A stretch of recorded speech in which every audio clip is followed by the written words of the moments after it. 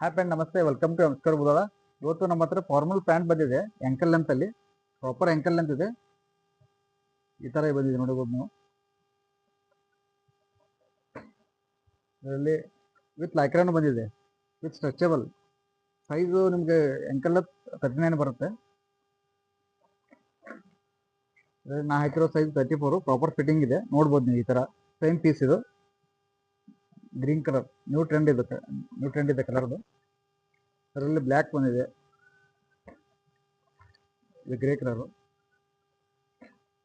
ಇದು dark grey. ಇದು colour ಚೆನ್ನಾಗಿದೆ.